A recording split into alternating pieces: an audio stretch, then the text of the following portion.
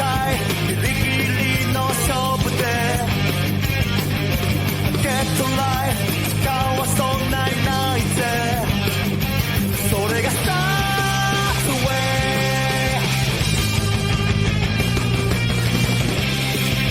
I want this only 探し求めるあの黄色の光の中で誰かを傷つけて自分も傷ついてだけど終わらずにただ追い求め何も見えてないけれど I want きっとこのままの Pain Trans Continue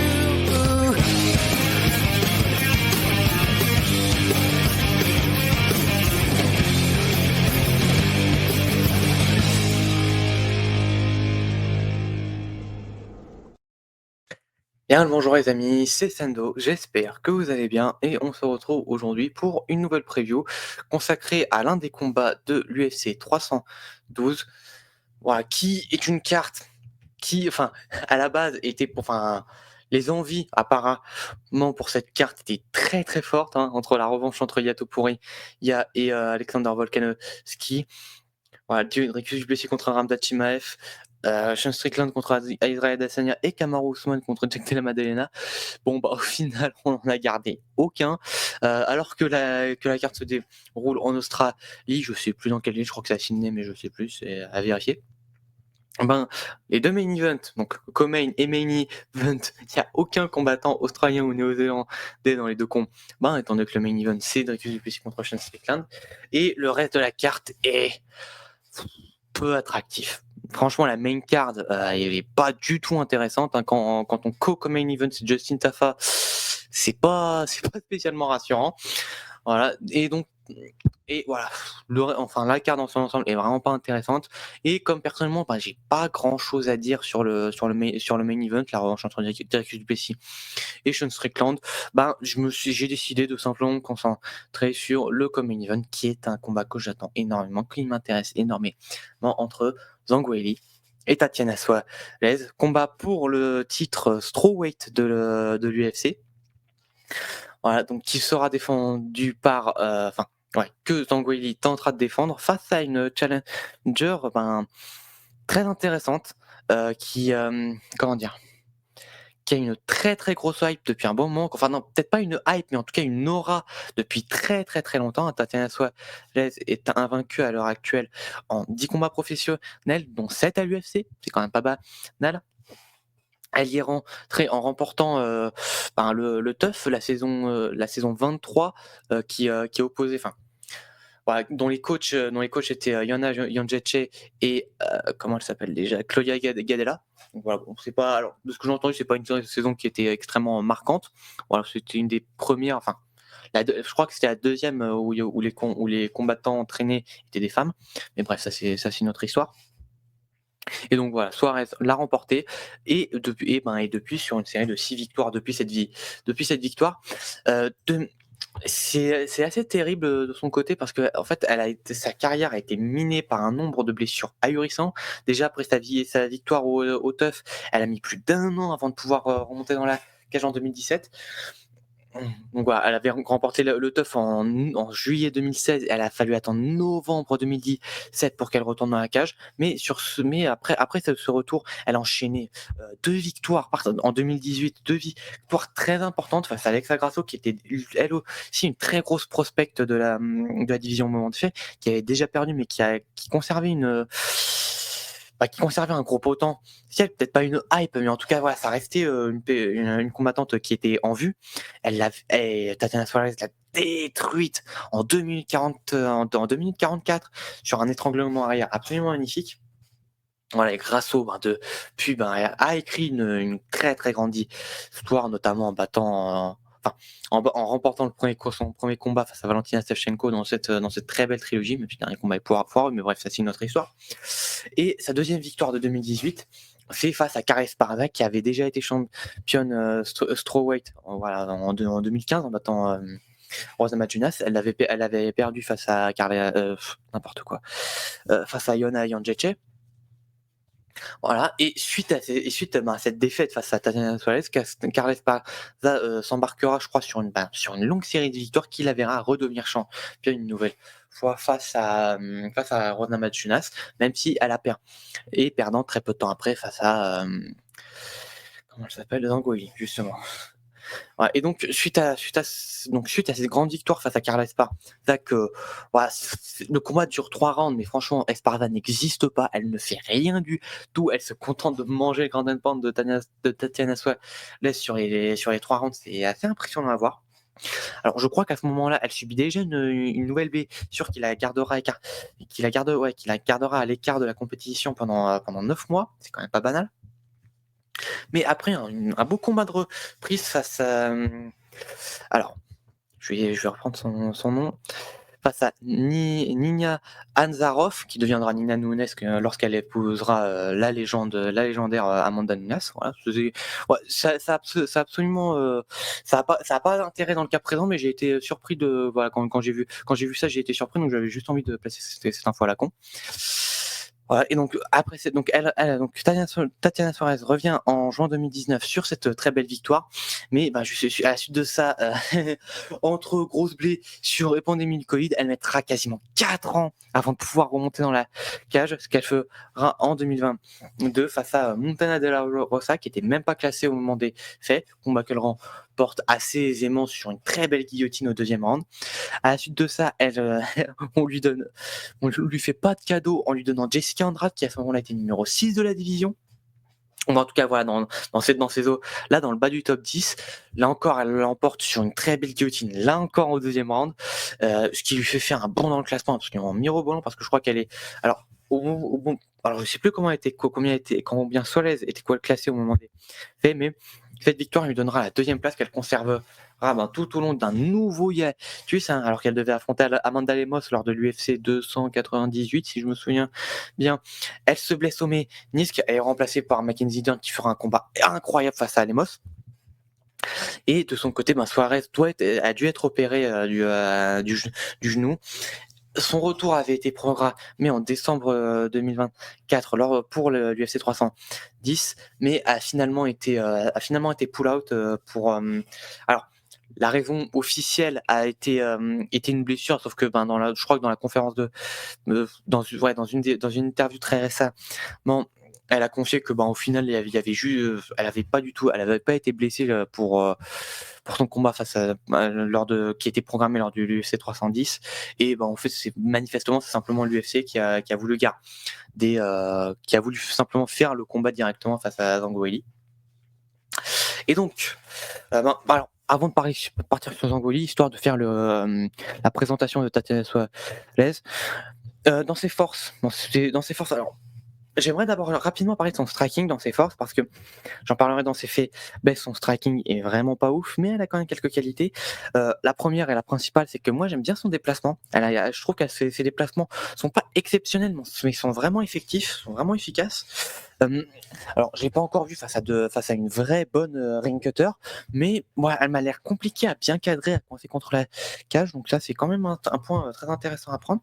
Je trouve qu'elle a une bonne gestion de la distance. C'est une southpaw.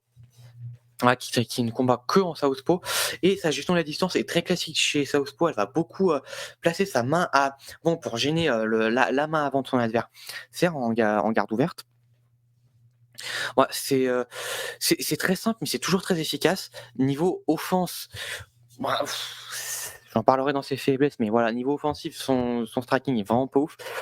Ce que je noterais, c'est ses middle kicks qui sont fonctionnels, qui sont, comme elle est très très grande, comme elle est vraiment grande pour la division, elle parvient bien à maintenir ses adversaires à distance sur ses middle kicks. Sur ces 2 combats de retour, je les ai pas vus les utiliser, mais sur ses premiers combats à l'UFC, ses push kicks de la jambe avant étaient très effectifs. Et donc, pour partir sur sa grande force, la lutte et le sol, c'est une lutteuse de formation, et ça se ressent. Ses attaques de takedown sont extrêmement variées. Elle sait très bien partir de la double, partir directement sur une low single leg pour finaliser son takedown sur une single leg ou double leg un peu plus haute, ou partir du body lock en gréco-romaine, enfin voilà, ouais, etc., etc. Ces attaques en takedown sont extrêmement variées. Et ben ces deux positions, une fois au sol, elle a deux positions vraiment fétiches. La première, c'est la leg riding, donc souvent qu'elle prend à partir de ses attaques en single leg ou double leg. Donc leg riding, chevauchage de jambes, simplement. Vous avez les jambes de votre adversaire sous votre corps, et voilà, vous travaillez à partir de cette position. Voilà, comment dire, c'est une position qui est beaucoup utilisée en fait en début d'attaque pour ensuite partir sur la monte. Mais voilà, Suarez, elle travaille surtout soit de cette position de leg riding, soit, alors à mon avis, c'est pas du tout le bon terme, mais c'est la position que je vais prendre pour que ce soit un peu plus fluide. C'est ce que j'appellerais personnellement la position cradle. Alors, le cradle, pour être parfaitement exhaustif, donc voilà, vous avez votre adversaire sur le dos, et vous êtes, en fait, là, il y a il y a un peu deux positions majoritaires sur un ou une adversaire dans cette position. C'est soit la monte avec les deux jambes qui entourent un peu les côtes, des deux côtés des côtes. Voilà, ce qui est une très bonne position, parce que si jamais l'adversaire essaie de se retourner ou de créer le scramble, c'est très facile de partir dans le dos et de directement avoir le body triangle. Et l'autre position, c'est sur le côté. Simplement, vous avez, voilà, avec l'un des bras qui va essayer de avec l'un des bras du côté de la tête de l'adversaire et de l'autre du côté de ses jambes, etc. Voilà, alors le cradle, de ce que j'ai compris, pour être parfaitement exhaustif, c'est quand vous avez un des bras qui entoure la nuque de l'adversaire, enfin qui passe derrière la nuque de l'adversaire pour repartir sur le côté du corps, et l'autre bras qui entoure la jambe, en fait. C'est un peu ça qu'on appelle le cradle. Alors, c'est pas exact, elle travaille pas exactement de cette position-là systématiquement, mais ouais, je vais appeler ça la position cradle pour simplement simplifier mon élocution. Et donc voilà. Alors, Tatiana Suarez, des combats que j'ai pu voir, en tout cas sur ses derniers combats, elle travaille quasiment pas de la monte. Sur les quelques combats que j'ai vus, je l'ai pas vu vraiment développer à partir de la monte. Donc je l'ai vu soit développer à partir du leg riding, soit de la position cradle, donc en position latérale. C'est à partir de là qu'elle travaille plus en contrôle qu'en ground and pound, mais elle arrive quand même à placer quelques bons coups, notamment quelques très bons coudes. Et à partir de là, elle sait très bien menacer en soumission, notamment sur ses. Et voilà, l'autre point, c'est que ses soumissions sont très très bonnes, évidemment. Elle a beaucoup de victoires par soumission. À l'UFC, elle en a 4, et je crois que dans toute sa carrière, elle en a 5, si je ne m'abuse. Je crois que sur ses 10 victoires, c'est 2 TKO, 5 soumissions et 3 décisions de mémoire. Mais bon, j'ai vu ça, j'ai regardé juste avant de faire la vidéo, donc normalement c'est les bonnes infos. Et donc voilà, ces soumissions sont très très bonnes, évidemment, mais celle que je retiens le plus, c'est vraiment sa guillotine qui est les guillotines qu'elle place à Andrade et De La Rosa, elles sont parfaites. Vraiment, j'ai pas l'impression qu'elle mette tant de force que ça dans la pression pour faire taper, mais c'est juste que techniquement, elle a tellement tous les bons petits ajustements que ses adversaires peuvent pas en sortir. Donc voilà, vraiment sa guillotine est létale à proprement parler. Et ses autres soumissions, elle travaille. En fait, j'ai l'impression qu'elle bosse beaucoup pour menacer les soumissions et progresser de position. Ouais, sur beaucoup de ses combats, notamment face à Carla Esparza, elle utilisait beaucoup ses soumissions, notamment des attaques en Dark Shock pour menacer Esparza pour que Esparza essaye de reset et se concentrer sur sa défense pour qu'ensuite qu'ensuite Suarez puisse développer, reprendre le body lock, etc.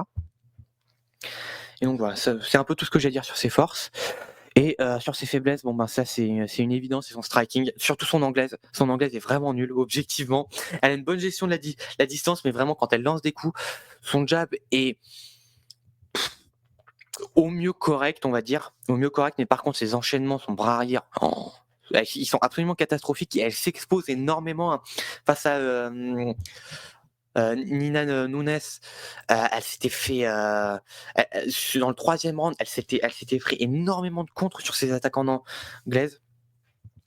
Donc voilà, de manière générale, en fait, sa défense repose beaucoup sur sa distance et elle a une bonne maîtrise de la distance, donc c'est une défense assez efficace. Mais passer la distance, elle a pas une bonne défense.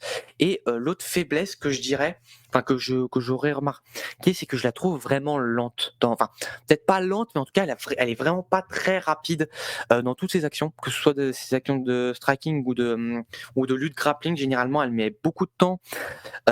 Voilà, en lutte et au sol, elle met beaucoup de temps à choper ses bonnes positions, on va finaliser ses takedowns, même finaliser ses soumissions. Elle met généralement pas mal de temps, même si elle met une grosse pression de manière générale. Enfin, même si bon, c'était surtout le cas sur ses premiers combats à l'UFC où elle mettait vraiment énormément de pression. Sur ses deux derniers combats, ces deux combats de 2023, elle jouait beaucoup sur la distance, elle était beaucoup plus patiente.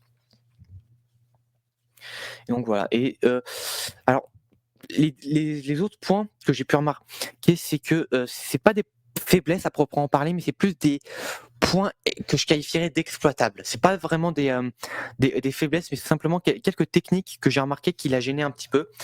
Bon, là, alors, c'est les deux techniques que j'ai remarqué qui la gênaient un petit peu, c'est des techniques défensives. Elle a un peu de mal à passer la défense en triangle. Donc, pour reprendre ce que je veux dire par là, c'est l'adversaire est sur le dos. Suarez essaye de capitaliser, essaye de développer, d'avancer de position, etc. Beaucoup de ses adversaires ont bien défendu avec juste en ayant le body triangle, enfin juste en défendant avec leurs jambes en triangle, simplement en body triangle. Même sur les Esparza et Grasso avaient essayé de défendre sur des triangles, enfin en tentant les triangles de soumission. Bon, ça n'avait pas fonctionné, mais voilà, quand ses adversaires essayent de défendre avec des triangles, que ce soit body triangle, leg triangle même, elle a beaucoup de mal à progresser à partir de ses positions et elle doit souvent reset, c'est-à-dire annuler son attaque, reprendre légèrement de distance et généralement, elle très très rapidement à partir de là, elle reprend son attaque. Mais voilà, simplement la défense en triangle fonctionne plutôt bien, ça la force beaucoup à reset. Et l'autre point, c'est pareil, les underhooks. C'est très basique, c'est très très basique, mais Carles Esparza, Ngannou, Ness et même De La Rosa avaient bien fonctionné quand sur les périodes de clinch, simplement avoir un, un, un underhook et un single collar tie ou ou simplement les deux underhooks, ça gêne beaucoup Suarez. Elle met beaucoup de temps à se séparer de ses positions et à progresser quand les deux underhooks sont bien rentrés. Oui, aussi, non. Non, je confondais avec autre chose. Non, mais voilà. Donc voilà, les deux points exploitables, c'est défensivement, la défense en triangle et les underhooks au clinch, ça fonctionne très très bien face à Suarez. Et enfin, il y a les deux facteurs X que j'ai notés. Il y a deux facteurs X qui sont extrêmement importants. C'est que Suarez, ça a été vraiment sa malédiction, c'est qu'elle s'est énormément blessée. Et sa dernière blessure, c'était une blessure au ménisque, donc au genou. C'est des blessures qui peuvent vraiment laisser des traces. Alors qu'ils peuvent, hein, c'est pas systématiquement le cas. Hein. Voilà, pour prendre un exemple en anglaise, Arthur Beterbiev a dû se faire opérer du ménisque en juin. Dès octobre, il était en combat et il a fait une performance incroyable. Donc c'est pas comme toutes les blessures en fait, c'est pas non plus c'est pas parce que tu as une grosse blessure que tu seras plus jamais le même dans la cage, mais voilà, c'est un point important parce que elle a pas combattu depuis cette blessure quoi, et c'est ça qui m'inquiète. Donc le facteur X, c'est l'inactivité. Ouais, inactivité, c'est le ring rust. Bon, il y en a, ils s'en battent les couilles du ring rust. Hein. Dominique Cruz, c'est le meilleur exemple. Le mec, il peut rester 4 ans hors de la cage et revenir faire des performances incroyables. Suarez, je peux pas vraiment m'avancer avec certitude. C'est pour ça que c'est un facteur X. Mais voilà, lors de son gros hiatus de 4 ans, elle était revenue face à une adversaire qui était même pas classée en strawweight. Donc c'est vraiment une adversaire de bas niveau. Hein. de manière générale, les divisions féminines sont pas très profondes en termes de niveau. Mais là, elle a vraiment affronté quelqu'un qui n'était pas classé au moment des faits. Donc ça veut bien dire qu'elle avait besoin d'un combat de récup. Et après une grosse blessure au ménisque qui est quasiment un an, non, un an et demi d'inactivité, est-ce que Drake Rust n'aura pas son impact? Ça, je peux pas en être sûr. Je peux pas vous l'affirmer avec certitude. C'est pour ça que, voilà, facteur X. Et donc, je vais passer à la présentation de Zhang Weili. Donc voilà, Zhang Weili, la championne en titre, qui est championne maintenant depuis 2022. Ouais, c'est un règne qui commence à être assez long. Malheureusement, elle n'a pu défendre sa ceinture qu'à 2 reprises. Une fois en 2023 face à Amanda Lemos sur une démonstration qui était incroyable, et l'autre fois face à Yang Jeonan dans un combat de fou à l'UFC 300, dont le seul défaut a été de passer après le Holloway Geji qui était un morceau d'histoire. Mais le Zhang Weili contre Yang Jeonan était un combat de fou furieux que je vous invite vraiment à revoir. Et même avant ça, Zhang Weili, elle a une carrière juste démentielle, quoi. Hors de l'UFC, elle a eu elle a une très très longue série de victoires. Alors je sais plus dans quelle, elle a surtout stagné elle a surtout combattu au niveau sur le circuit régional chinois, mais elle a eu une très très longue série de victoires entre 2014 et 2017. 16 victoires consécutives qui ont fait qu'elle a signé à l'UFC, où elle a remporté ses 3 premiers combats avant de directement combattre pour le titre, seulement après 3 combats, et pas face à des adversaires très haut classés. Donc ça veut vraiment dire que l'UFC misait beaucoup sur elle. Et donc elle a son title shot chez elle. C'était en Chine, je sais plus dans quelle ville c'était, mais le combat se faisait en Chine face à Jessica Andrade, qui venait tout juste de mettre un KO démentiel à Rose Namajunas. Et Zhang Weili s'en sort vainqueur en 42 secondes. Elle déboîte Jessica Andrade, il n'y a pas match, c'est impressionnant, cette performance est impressionnante, et elle devient championne strawweight pour la première fois de sa carrière. Après, elle a, pour sa première défense de titre, le plus grand combat de l'histoire du MMA féminin, et de très très loin, face à Joanna Jędrzejczyk. 5 rounds au bout de l'enfer, des retournements de situation, une intensité, tout ce qu'on aime dans un combat de MMA, avec peu de séquences de sol, mais voilà, les quelques-unes étaient très très propres aussi, mais bref, voilà, c'est tout ce qu'on veut dans un combat de MMA. Et après ça, la pandémie du Covid, elle pourra combattre qu'en avril 2021, où elle se prendra un KO iconique face à Rose Namajunas sur un head kick d'une propreté sans nom. Elle aura directement la revanche en novembre 2021, et après un combat extrêmement serré, décision partagée, qu'elle perd malheureusement. Ce qui fait qu'elle devra recombattre une fois avant de pouvoir recombattre pour le titre. Combat qui se déroulera face à Joanna Jędrzejczyk, qui, au terme de 2 rounds, encore une fois très spectaculaires, Zhang Weili terminera cette rivalité sur un KO en spinning back fist, je crois, ou spinning back elbow, mais iconique, incroyable, un des KO de l'année 2022 à l'UFC 275, qui aura vu beaucoup de choses incroyables, entre ce KO, le combat pas spectaculaire, mais très important entre Valentina Shevchenko et Taila Santos, et ce qui est possiblement le plus grand combat de l'histoire du MMA féminin, n'importe quoi, l'un des plus grands combats de l'histoire du MMA tout court, entre Jiří Procházka et Glover Teixeira. Donc voilà, cette UFC était dinguissime, et l'un des grands moments était ce KO iconique face à Joanna Jędrzejczyk. Et donc, suite à cette victoire, elle gagnera son nouveau title shot face à Carla Esparza au Madison Square Garden, UFC 281. Et rien de notifié sur ce combat-là, avec une démonstration, une exécution sommaire, qu'elle termine sur un étranglement arrière très spécial en fait. Elle a l'étranglement arrière, mais elle a pas le body triangle, mais Esparza tape quand même, donc voilà, c'est une soumission très très étrange, mais qui manifestement porte ses fruits. Et donc les deux défenses de titre que je vous ai déjà évoquées. Et donc, dans les forces de la championne, tout simplement, sa plus grande force, c'est sa variété technique. Elle a un éventail technique, que ce soit en striking ou en lutte grappling, qui est ahurissant. les 3 combattantes les plus complètes à l'heure actuelle en MMA féminin, bon, c'est une évidence. Valentina Shevchenko, Manon Fiorot, Zhang Weili. Vous me les mettez dans l'ordre que vous voulez, mais voilà, les 3 combattantes les plus complètes de l'UFC, c'est ces 3-là, c'est clair et net. Elle a un physique ses qualités physiques et athlétiques sont très impressionnantes. Elle a une très très grosse puissance pour cette division. Je pense que c'est une des combattantes les plus puissantes de cette division. Elle est extrêmement explosive et rapide. Voilà, elle est très bonne en contre. Voilà, c'est là-dessus qu'elle a gagné son premier combat face à Joanna Jędrzejczyk. Et bon, d'ailleurs, les 2 combats se déroulent, elle les gagne sur des contres, pour ainsi dire. Mais voilà, excellente en contre.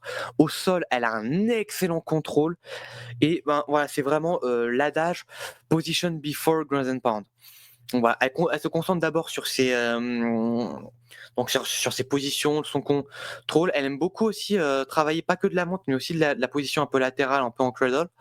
Elle aime beaucoup travailler de cette position-là et son ground and pound est absolument terrifiant. Tout ce qu'elle met à Amanda Lemos est terrifiant. Son ground and pound face à Yang Xiaonan est également assez flippant. Et ces 2 dernières grandes qualités qui sont un peu mêlées, c'est que elle est extrêmement opportuniste. Voilà, dès qu'elle voit un coup de dès qu'elle voit une ouverture pour mettre un coup, elle la prend directement. Dès qu'elle voit une ouverture pour mettre une soumission, elle la prend immédiatement. Elle a très très peu de soumissions au total, mais voilà, dès qu'elle a l'occasion de menacer avec une soumission, elle la prend. Elle était pas passée loin de prendre la soumission au premier round face à Yang Xiaonan. Il s'en est fallu de quelques secondes parce que Yang Xiaonan avait complètement pass out à la fin du premier round. Voilà, quelque part, heureusement pour nous, heureusement que c'est pas arrivé parce que ça nous a donné un combat de fou. Et l'autre élément qui fait que c'est un peu qui est un peu lié à son opportunisme, c'est qu'elle est très très très imprévisible. Vraiment, elle peut exploser sur n'importe quelle technique, à n'importe quel moment, dans n'importe quelle situation, dans n'importe quelle position. Voilà, c'est très elle est très très dure à lire.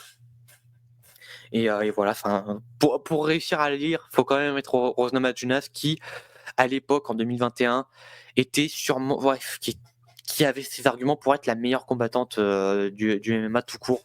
Voilà, même devant Shevchenko, même devant Amanda Nunes, elle avait vraiment ses arguments. Voilà, à l'époque, elle était avec Trevor Whitman, etc. Donc voilà, fallait vraiment être Rose Namajunas pour réussiir à lire Zhang Weili à ce moment-là. Et dans ses faiblesses Zhang, les quelques faiblesses de Zhang, c'est qu'elle est très sujette au contre. Elle n'a pas une bonne défense au sens large, mais vraiment elle est très très très sujette au contre. Namajunas l'a énormément touché avec ses contres, Jędrzejczyk aussi. Elle a un autre gros défaut, c'est son jab. Et c'est même pas qu'elle a un mauvais jab. En fait, un peu comme Arman Tsarukyan, je sais pas si elle a un mauvais jab à proprement parler, parce qu'en fait, elle l'utilise jamais. Elle n'utilise jamais son jab. C'est incroyable. Elle feinte énormément avec son jab, mais elle l'utilise jamais de façon franche pour mesurer à distance, construire ses combinaisons ou autre. Elle n'utilise jamais son jab et c'est vraiment dommage. C'est un gros axe d'amélioration. Et son dernier défaut, c'est que sur son dos, elle est vraiment perméable. Voilà, Rose Namajunas, qui est pas la meilleure des lutteurs, des lutteuses des divisions féminines, a beaucoup capitalisé là-dessus, beaucoup sur une Zhang Weili sur son dos. Namajunas a bien réussi à la contrôler au sol et à lui mettre du bon ground and pound. L'autre point que j'avais remarqué, c'est que je l'ai régulièrement vu se faire prendre sur des sur des crochetages de jambes. À la volée, des foot sweep ou des crochetages de jambes, elle est souvent tombée suite à ça. Yang Xiaonan l'a fait tomber là-dessus au deuxième round, je crois, à l'UFC 300. Rose Namajunas a aussi pas mal capitalisé là-dessus. Donc je pense que c'est un truc qui est c'est un élément qui peut être bien utilisé par Tatiana Suarez. Et donc, pour passer au game plan, je pense qu'on peut commencer par la challenger.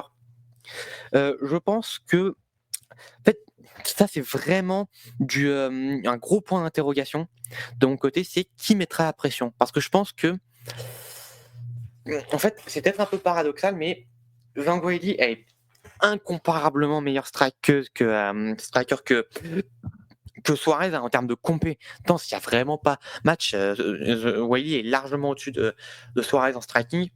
Mais paradoxalement, comme elle est très sujette au contre, je pense que ce serait intelligent de la part de Suarez de en fait, faire un peu ce qu'elle avait fait sur ses derniers combats, être sur son pied arrière, gérer la distance, gêner la distance avec son bras avant sans jabber, envoyer un ou deux middle kicks et un ou deux push kicks histoire de faire quelque chose. Et dès que Zhang essaye d'exploser et casser distance, ben la contrer directement en lutte, directement prendre le body lock, directement prendre le body lock ou voilà, ou le crochetage de jambes ou foot sweep, voilà, mais histoire vraiment de faire venir Zangael pour la contrer. Bon, pourquoi pas essayer des contres en anglaise, hein, voilà, plus d'un an, un an et demi, c'est largement assez pour, enfin, largement assez non, mais c'est suffisant pour travailler quelques techniques en anglaise qui peuvent payer. Bon, même si même d'ici du peu que j'ai compris, c'est son camp d'entraînement pour Zeng est un camp d'entraînement normal, donc voilà, voilà, pour travailler sur la stratégie, c'est pas non plus gargantuesque, on va dire. C'est dans la norme. Et ben, dans l'ensemble, enfin, c'est un peu contradictoire, mais faire du Suarez, du Tatiana Suarez, beaucoup se focaliser sur le sol et chercher la guillotine, tout simplement. Voilà, comme je l'ai dit, Zhang Weili, elle est perméable en défense. Je pense que des soumissions peuvent bien placer et ben voilà, voilà, la guillotine de Suarez peut bien fonctionner. Voilà, dans les quelques éléments que j'ai, enfin, voilà, les points exploitables, certes, elle est gênée par les défenses en triangle et en underhook, mais le truc c'est que ben, elle parvient quand même à mettre un bon ground and pound même dans ces positions-là, elle arrive quand même à travailler et à envoyer un peu de ground and pound, donc ça peut la gêner, mais ça la bloque pas non plus complètement. Donc je pense que on va faire du Suarez, en fait, ouais, faire du Suarez, en fait, adopter la stratégie qu'elle a adoptée dans ses deux derniers combats, je pense que ça peut bien fonctionner face à Zhang. Qui, ben, de son côté, voilà, les deux points exploitables que je vous ai évoqués. Alors, j'ai noté mettre la pression, mais voilà, plus j'ai réfléchi et plus je me dis que c'est mieux d'essayer justement que Suarez vienne à elle pour la contrer. Voilà, bien bosser sa défense de takedown et essayer de la contrer au maximum sur les entrées de Suarez. Et ben voilà, et travaille son jab. Voilà, un gros axe d'amélioration dans son jeu global, pas juste face à Suarez, mais voilà, son jab peut vraiment être peaufiné. Varier un peu ses feintes malgré tout. Elle feinte énormément, mais en fait, autant ses attaques franches sont imprévisibles, autant ses feintes, c'est un peu tout le temps les mêmes. Donc au final, ce qu'elle gagne en imprévisibilité sur ses attaques franches, elle les perd un peu sur ses feintes qui sont vraiment pas ouf. Donc aussi ses feintes, c'est un point d'amélioration. Et ben, le dernier point dans son game plan, c'est vraiment chercher à prendre la position dominante en lutte, en clinch, au sol, etc. Et au sol, je peux bien enfin, si elle s'y prend bien, je pense que son, comment dire? Ouais, je pense que son contrôle est suffisamment bon pour garder Tatiana Suarez en position non dominante, en position inférieure. Et bah, comme je l'ai dit, le Grand Pound de Zhang, il est absolument terrifiant. Alors certes, en termes de défense, de technique, Tatiana Suarez est largement au-dessus de Yang Jiaonan et de Amanda Lemos, mais je pense quand même que ça peut très très bien fonctionner. Le Grand Pound de Zhang peut vraiment impacter Suarez de façon décisive. Et donc, pour passer à la partie plus pronostic, niveau pronostat, j'ai eu beaucoup de mal, encore une fois, comme d'habitude, j'ai envie de dire, mais à me départager. En fait, pour moi, sur le papier, et les deux à leur top, c'est vraiment du 50-50. Voilà, les failles de l'une et de l'autre, enfin, les forces de l'une rentrent bien dans les faiblesses de l'autre et vice versa. Donc c'est un combat très très très très compliqué à visualiser. Mais les facteurs que j'ai évoqués, hein, entre les blessures et l'inactivité de Suarez, voilà, ces facteurs X me feraient mettre Zhang légère favorite ou favori modéré, entre 55-45 et 60-40. Et niveau pronostic, honnêtement, là, j'en ai pas la moindre putain d'idée. Vraiment, je n'ai pas la moindre idée de comment va finir ce combat. Je peux parfaitement voir une soumission de Suarez, comme je peux parfaitement voir un clean knockout de Zhang debout, comme je peux voir une décision en faveur de Suarez, comme je peux voir une décision en faveur de Zhang, comme je peux voir un TKO en Grand Pound au 4e round pour Zhang. Vraiment là, tous les pronostics me paraissent fondés sur ce combat. Euh, et voilà. Donc voilà, pour le coup, je vais pas me prononcer en pronostic parce que vraiment j'en ai aucune putain d'idée. Enfin, du moins pronostic de la tête. Le pronostic du cœur, ce serait un TKO Grand Pound de Zhang, voilà, au 3e ou 4e round. Voilà. Moi, je veux voir une victoire de Zhang. C'est ma combattante MMA favorite. Hein. Voilà, chez les femmes, c'est vraiment la combattante que je préfère et de très très loin. Donc voilà, je veux voir une victoire de Zhang. Et voilà, pronostat en faveur de Zhang à 60-40, pronostic du cœur en faveur de Zhang, pronostic de la tête, c'est vraiment du 50-50. Je ne sais pas qui pronostiquer sur qui et comment pronostiquer ce combat. Voilà. J'espère que je n'aurai rien oublié. Hein. S'il y a des points que je n'ai pas notifiés, que j'ai oubliés ou sur lesquels vous n'êtes pas d'accord, n'hésitez pas à me le dire en commentaire. Et oui, voilà, c'est là-dessus que va se terminer cette vidéo. J'espère qu'elle vous aura plu. Si c'est le cas, vous connaissez la chanson, hein, le pouce bleu, le partage, le commentaire. Si le contenu de la chaîne vous plaît, l'abonnement. Le lien de la chaîne Twitch est dans la description. Donc n'hésitez pas à les follow pour suivre les prochains lives, notamment les prochains lives de Classics. Et en tout cas, moi, jusque là, je vous dis à très bientôt et salut!